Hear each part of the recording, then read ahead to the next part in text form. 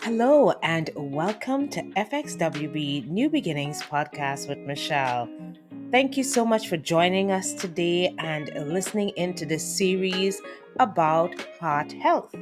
This month, we are talking about heart, and we want to connect heart health with your well being and understanding how facets of well being, the four keys of well being, can help you have a healthy heart.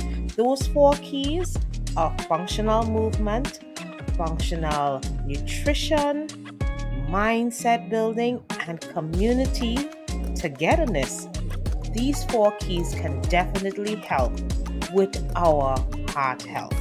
And we have in the last 2 weeks looked at the way our mental health can be enhanced or be positive through reducing stress. In addition to, we looked at how functional movement can help us have reduced stress and therefore live better.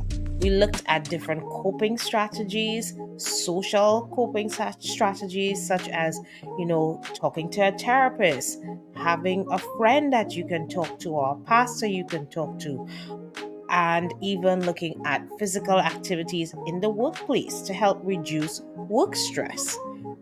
In addition to reducing stress in general by moving, getting outside in nature, doing workouts, having specific workouts in terms we look at frequency, type of workouts, aerobic, anaerobic, flexibility exercises.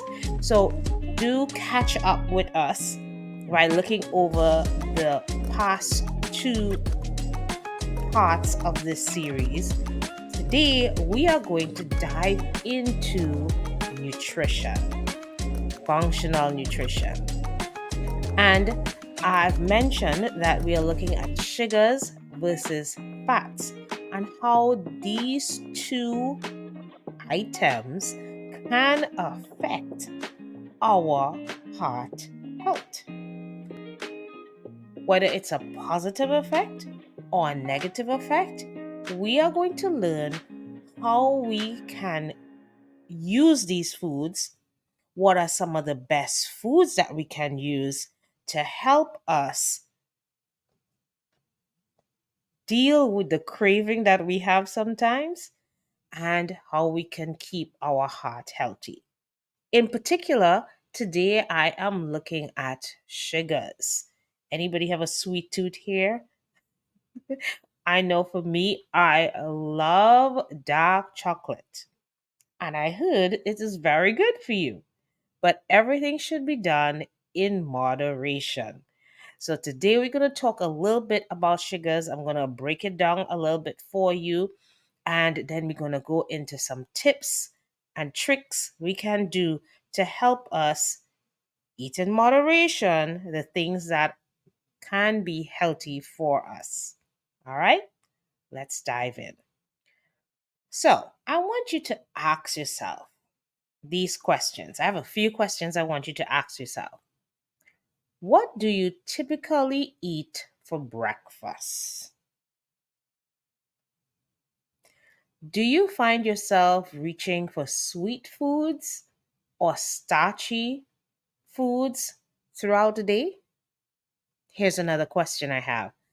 Are there particular times in the day when you regularly seek out sweet or treats? So in the morning time, breakfast time, you want something sweet, or at 4 p.m. in the afternoon, you're looking for something sweet, or even dinner time. I know for me, it might be in the afternoon, like around 4. I need to have some chocolate.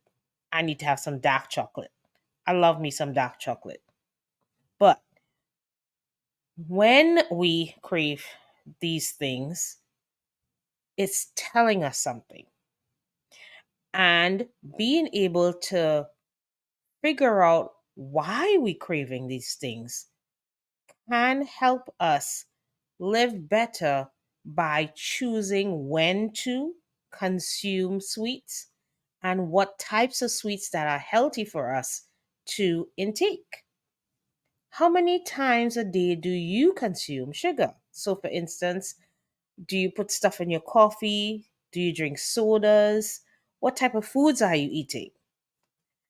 These questions are some simple ones, but sometimes thought provoking. Even a question like, have you been diagnosed with ADHD? Do you have any known allergies or food sensitivities? Do you struggle with weight? Do you have a heart problem like hypertension, migraines?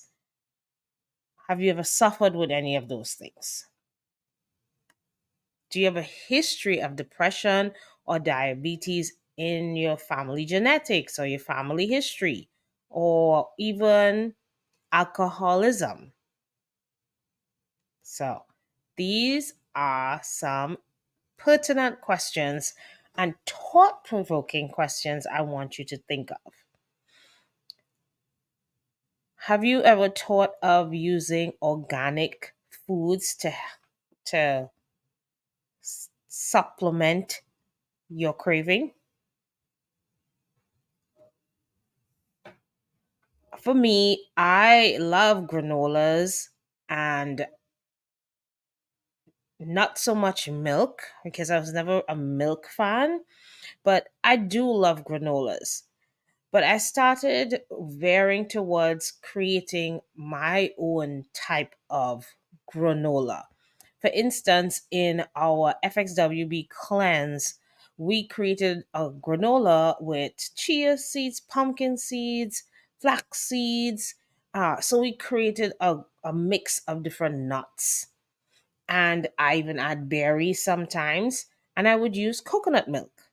Do you think you'll eat something like that? I like to, create different things to help me deal with a craving that I might have.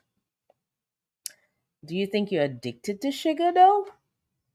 That might be the reason for cravings. Um, what do you think is creating that craving? What do you recognize that can be creating that craving for you? To recognize where sugar is at and how we can change cravings to that of healthy eating to prevent us from having any heart issues. Backing it up a bit, we talked about stress, and sometimes we have stress eating. And for some, stress eating might be, let me look for comfort foods. Let me look for ice cream in the refrigerator. Have a big bowl of cereal with a lot of milk. And we are trying to comfort ourselves because we are depressed. Or even if someone is anxious, they might be turning to food because they're having a craving to try to suppress anxiety. These are things that can happen, but what is it doing to our bodies? We may be creating that storm that can create stroke, hypertension, diabetes, even more depression. And we need to understand that this is something we can prevent from happening. Knowing what our blood sugar levels are is key. Including ample protein, for example, in your meals can help you reduce blood sugar levels and hence reduce your cravings. But what is sugar? What do you consider sugar to be? I think around last year, I broke this down a little for some people to understand what is sugar. There are various forms of sugar, and I want you to think of when you see a label to be able to read on this label what sugar is. If you see at the end of the word OSE, so OS, most sugars have that OSE at the end of it. For instance, glucose, galactose, fructose, sucrose, lactose, and maltose. So in that OS, we see milk is a form of sugar because it have lactose in it, right? You get lactose from milk, sucrose, table sugar, fructose from your fruits. You can get sugar from your fruits. Galactose, this is found in milk as well, and it is broken down in the liver. So your liver have to break down this form of carb to be able for it to process it and for the body to be able to use it. So type 1 sugar is monosaccharides, which I just mentioned. The words ending with os, O-S-E. But then you have another type of sugar, polysaccharides. And poly means many, many parts. And you can find polysaccharides, plant foods, and our complex carbs have polysaccharides. Simple carbohydrates versus complex carbohydrates. So, complex carbohydrates are the ones that you're going to find polysaccharides in it. It's more than one sugars coming together. And we are aware that, for instance, some starches that we might eat, potatoes, for instance, that is broken down into sugar, but the liver has to process it to get it to break down to the point of getting glucose, of which we need, right? There are 5 psychological outcomes of sugar consumption. Five, mainly five: mineral depletion, immune repression, blood sugar balance is affected by it, inflammation, and brain function. Mineral depletion, immune repression, blood sugar balance, inflammation, brain function. Listening to those 5 psychological outcomes, when we consume sugar, these are the 5 areas that are affected. And if we look at these areas, one of the root cause issue of inflammation can bring about many symptoms of things happening to us. So, for instance, someone said they're diabetic, it's some level of inflammation happening in the body, creating an imbalance. Also, blood sugar imbalance and insulin imbalance, immune repression. So, your immune system is not working properly if you have too much sugars consumed. Mineral depletion. If you have too much sugar in your system, your mineral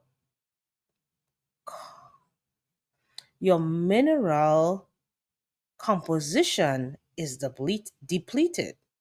Your mineral composition is depleted. So how are we to know how much sugar we should be eating? That's a big question. And it's something to consider when looking at consumption of sugar, and if I have a medical issue such as a heart problem, hypertension, stroke, diabetes. How is my consumption of sugar affecting outcomes of various symptoms happening in my body. How is my body processing this or not processing it? Shows up in the various symptoms we see occurring, such as those mentioned before.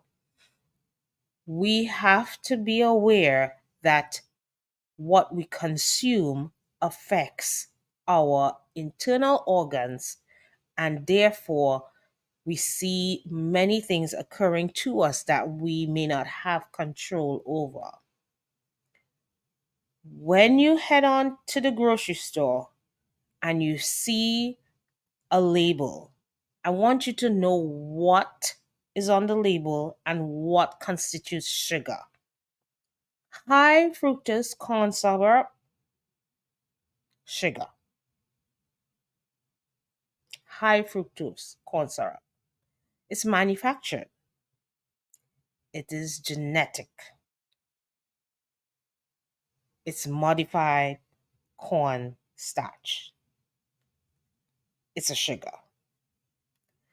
When we look at a label, we have to be able to read labels to know what we're putting into our bodies.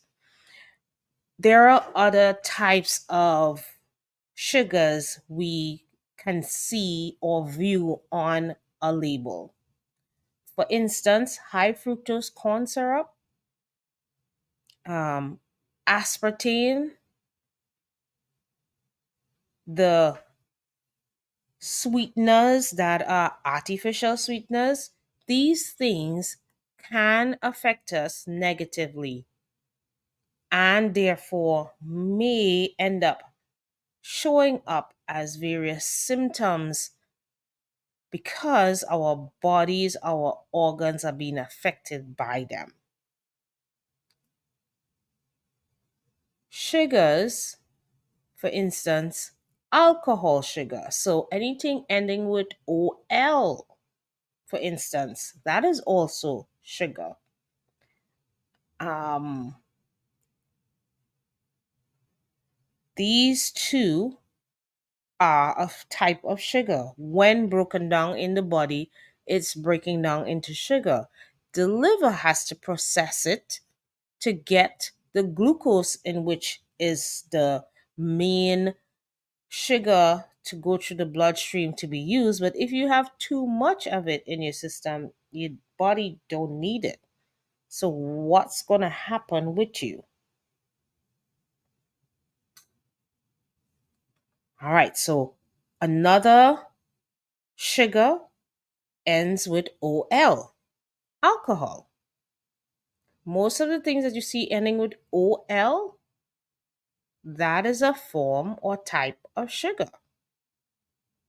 This this information I'm sharing is for us to be informed that there are not just one type of sugar that we may be consuming, but many different types.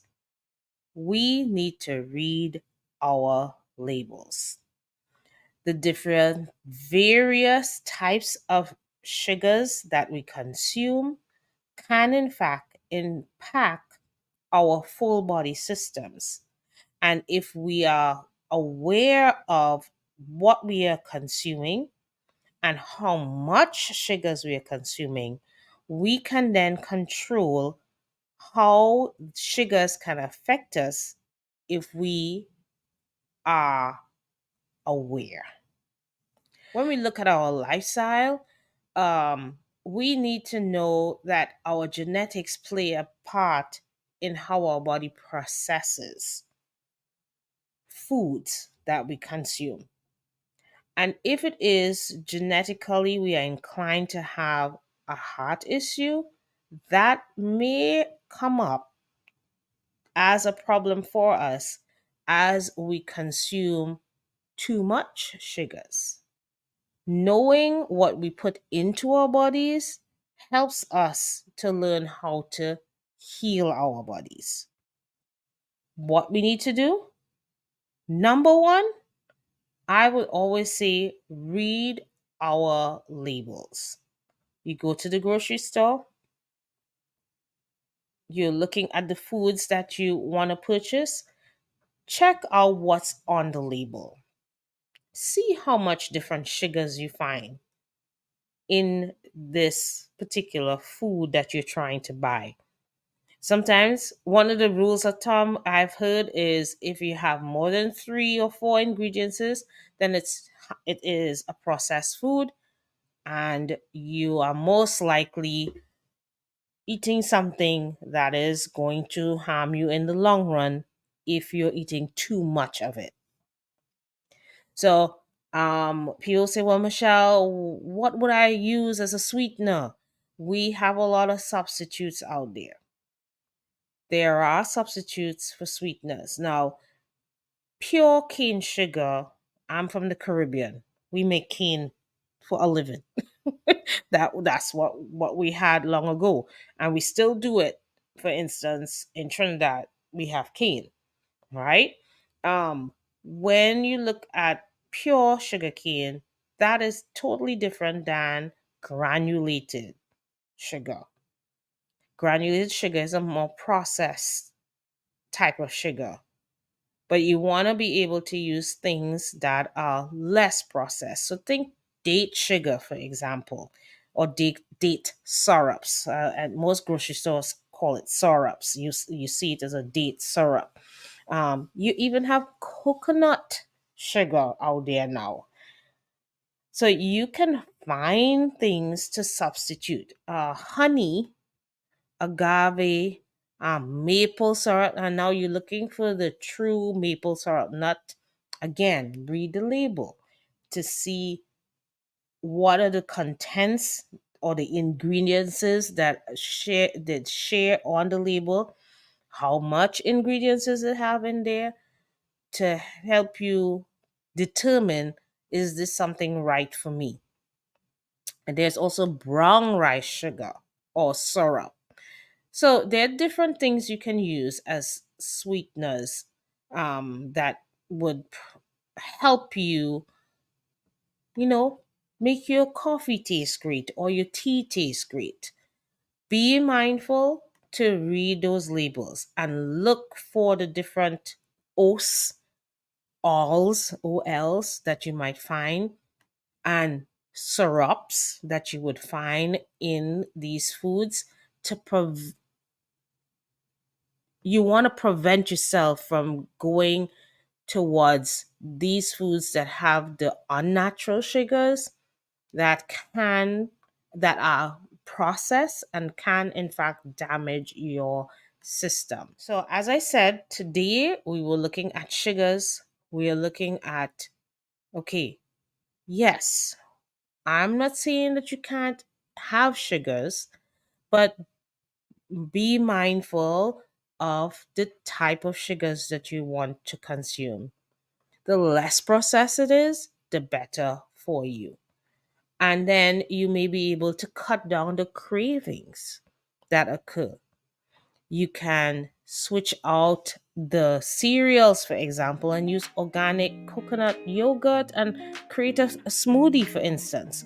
We've been doing smoothies in our cleanse, and it's a great change. A lot of my clients have changed from doing cereal or nothing at all in the morning to now having a green smoothie every morning, or having yogurt and fruit and protein powder, plant-based protein powder in their smoothies. So the the point is, you can make that change, but you just have to know what to do.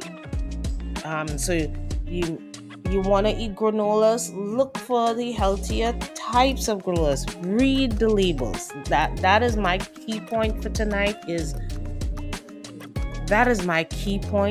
to read labels.